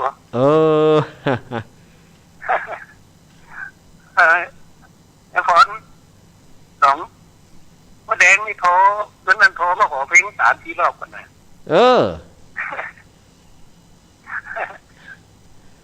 ตลกดีมันยายพรเนาะตลกยายพรนะม่วนนะ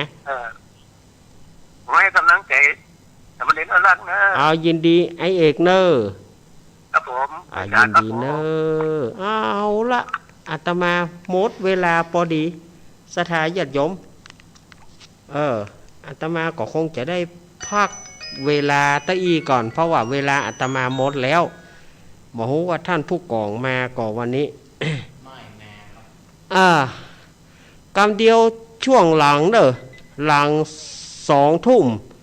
ก้อยปลาอาตมาใหม่2 ทุ่มนี้อาตมาจะเข้ารายการธรรมะเพื่อชุมชน